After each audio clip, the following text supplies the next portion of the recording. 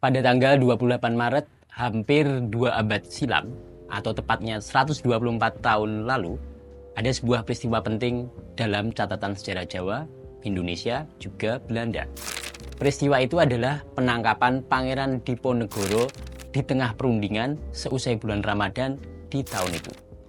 Semuanya atas instruksi Panglima Tentara Hindia Belanda, Letnan Jenderal Hendrik Merkus de Kock. Peristiwa ini menjadi penanda berakhirnya Perang Diponegoro alias Perang Jawa.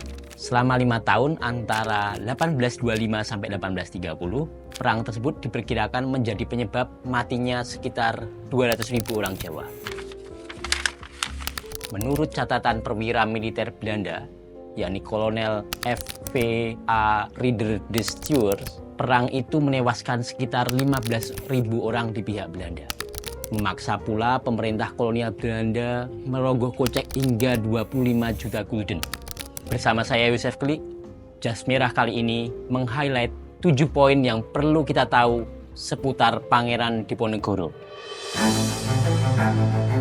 Adalah pertama-tama dan pada tahap utamanya membangun jiwa bangsa.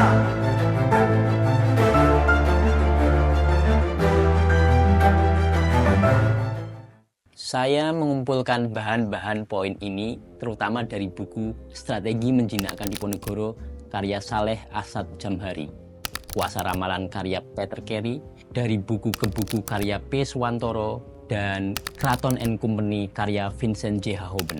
Beberapa bagiannya sebelumnya pernah saya tulis sebagai artikel Jika Perang Diponegoro Tak Pernah Ada yang diunggah 20 November 2021 di mojok.co.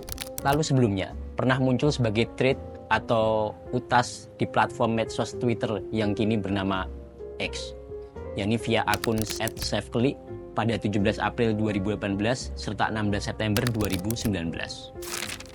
Pertama, kaitan peristiwa penangkapan Pangeran Diponegoro dengan 2 lukisan adikarya serta miniseri Gadis Kretek. Peristiwa penangkapan Pangeran Diponegoro berlangsung di dalam kompleks Eks-Kasidan Kedu di tengah kota Magelang. Gedung tempat Pangeran Diponegoro ditangkap itu lantas dijadikan latar belakang 2 lukisan besar yang rasanya sama-sama bisa disebut berkelas adikarya dari masing-masing pelukisnya.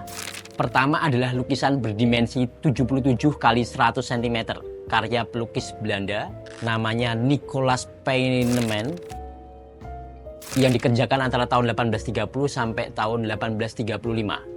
Bertitel Penyerahan Pangeran Diponegoro kepada Jenderal de Kock.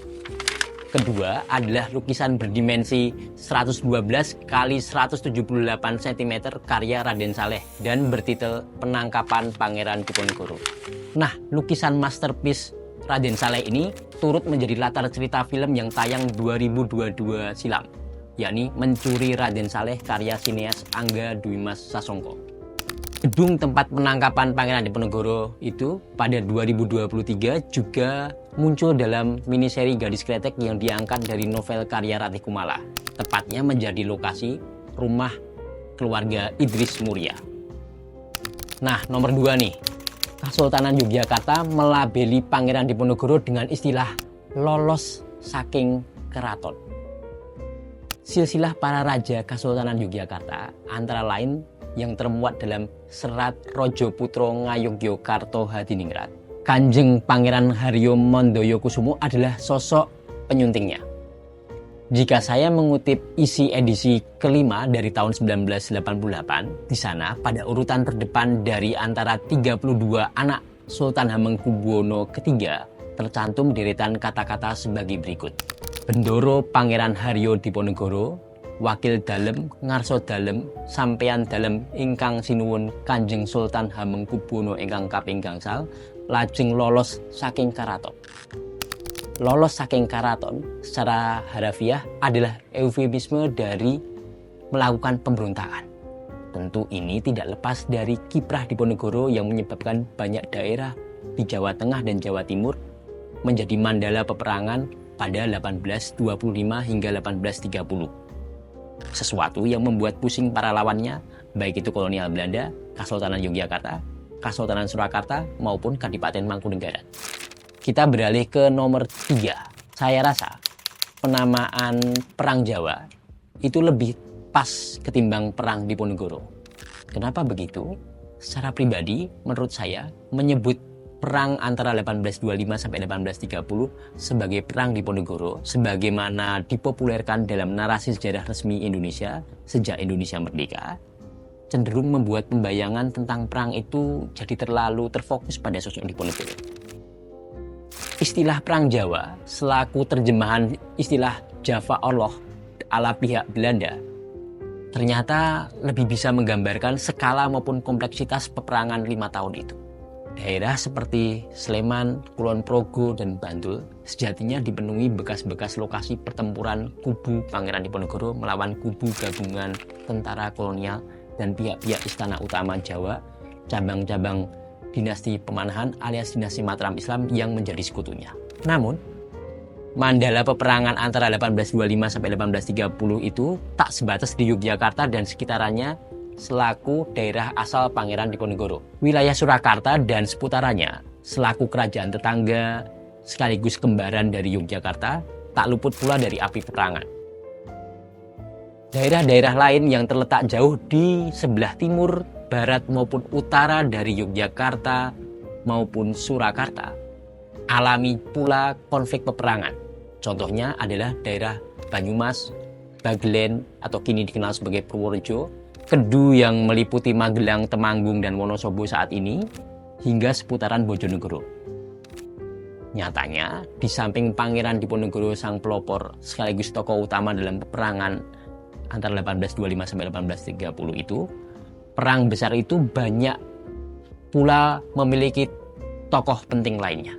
Di pihak kubu Pangeran Diponegoro sendiri, ada tokoh-tokoh semacam Kiai Mojo, Ali Basah Sentot Prawiro Dirjo, Raden Ayu Serang alias Nyi Ageng Serang, juga Raden Ayu Yudokusumo, lalu ada pula Pangeran Ngabei sampai dengan Raden Sosrogilogo.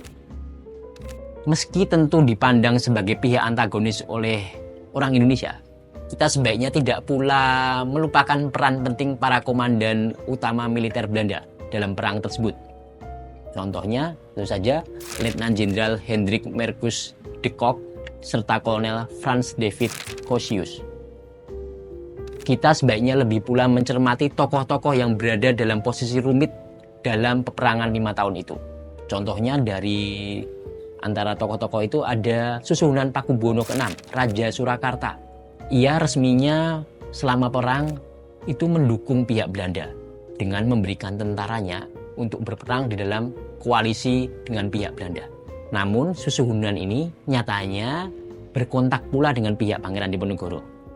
Termasuk dalam ini adalah menyokong pendanaan kepada pihak yang resminya adalah lawannya itu. Hal ini nantinya dibayar mahal oleh sang Susuhunan.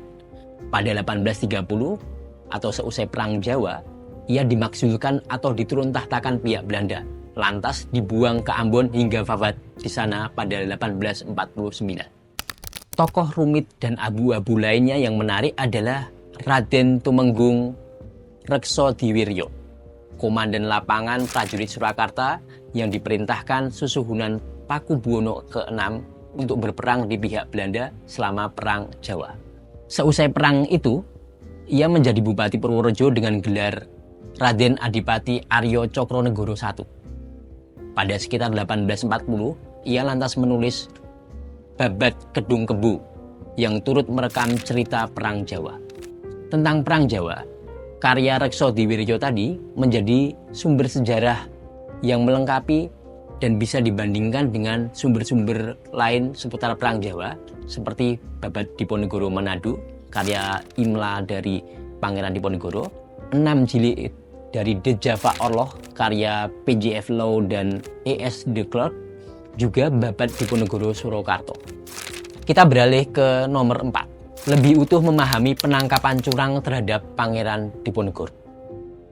Tentang penangkapan curang Pangeran Diponegoro dalam perundingan Magelang 1830, sejarah arus utama Indonesia cenderung memunculkan kesan bahwa Diponegoro hanya bisa dikalahkan pihak Belanda lewat penangkapan yang curang itu. Nyatanya, jika kita merujuk buku tulisan Saleh Asad Jamhari tentang penelitiannya soal stelsel benteng pihak militer Belanda, kubu Pangeran Diponegoro terlebih di sekitar Yogyakarta sudah sangat terkurung oleh strategi pihak Belanda dan sekutu mereka. Jadi, Diponegoro datang berunding ke rumah Residen Magelang pada 1830 itu sebenarnya sudah tak punya lagi banyak pilihan.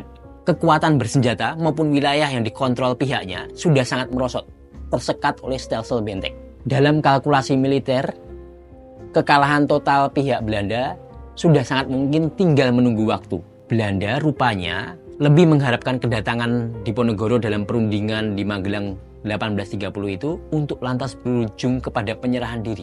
Kurang lebih sama seperti yang sebelumnya terjadi dengan beberapa komandan di pihak Diponegoro yang menyerah ke pihak Belanda pada tahun-tahun sebelumnya.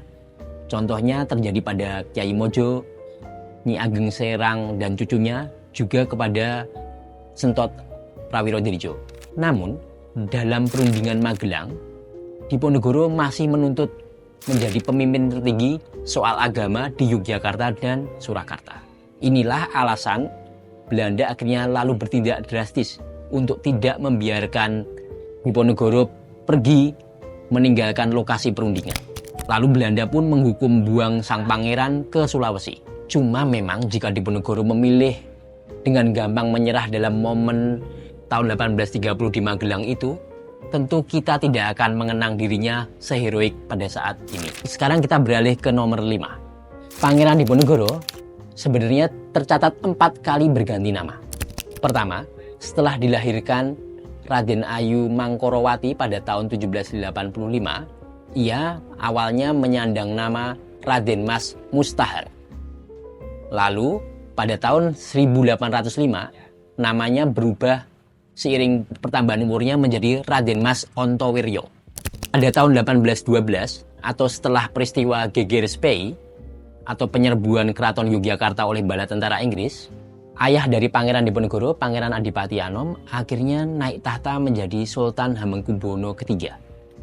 Nah, Pangeran Diponegoro akhirnya ikut berganti gelar kepangeranan. Gelar namanya berubah menjadi Bendoro Pangeran Haryo Diponegoro, dari tadi sebelumnya bernama Raden Mas Ontowiryo. Biasanya, anak laki-laki tertua para raja dinasti Mataram Islam, untuk yang dilahirkan oleh para selir, itu menyandang nama Pangeran Hangabei. Nah, mengapa Diponegoro tidak menyandang nama Pangeran Hangabei? Ini rupanya kadung terjadi gara-gara ada pangeran yang lebih senior yang masih menyandang gelar tersebut. Pada tahun 1825, begitu pecah Perang Jawa, Diponegoro sebenarnya juga mengangkat dirinya menjadi Sultan Ngabdul Kamit Heru Cokro. Gelar sebagai Sultan tadi sebenarnya tidak benar-benar dilepas Diponegoro sampai meninggalnya.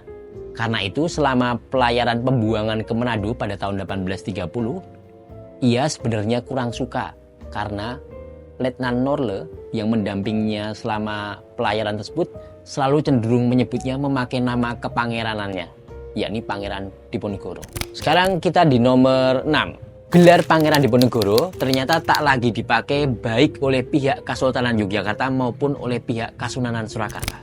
Kenapa demikian? Agaknya gelar ini mereka anggap punya tuah buruk. Kedua kerajaan ini rupanya kadung punya kenangan buruk bahwa sosok Pangeran Diponegoro itu ya bikin repot, terutama dengan pemberontakan yang dia lakukan. Ya bagaimana tidak? Usai Perang Jawa, Yogyakarta dan Surakarta jadi dipaksa menyerahkan kabupaten-kabupaten mancanegaranya di Jawa Tengah maupun Jawa Timur kepada pihak Belanda. Itu dianggap Belanda sebagai ganti rugi biaya perang, supaya Belanda lantas pula bisa menjalankan kebijakan kultur stelsel alias tanam paksa. Belanda bahkan sempat berencana menghapuskan sama sekali Kesultanan Yogyakarta dari peta Jawa. Namun, hal ini kemudian diurungkan pihak Belanda. Karena pihak Belanda menganggap eksistensi Yogyakarta masih diperlukan sebagai pengimbang untuk pihak Kasunanan Surakarta. Kalau ditarik lebih mundur, Kesultanan Yogyakarta dan Kasunanan Surakarta tidak aneh kalau punya trauma dengan gelar Pangeran Diponegoro. Apa penyebabnya? Karena selain Pangeran Diponegoro putra Hamengkubuwono III ini, sebenarnya ada lagi pangeran lain yang pakai gelar sama yang kemudian menjadi keraman besar atau pemberontak juga.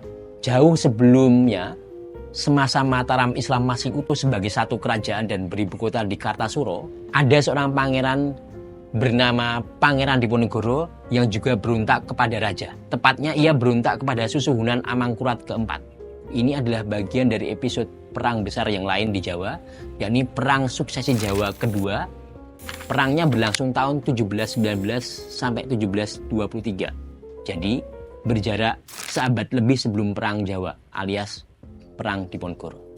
Terakhir untuk nomor 7, gambaran wajah dan sosok Pangeran Diponegoro yang kita kenal ini asalnya dari mana?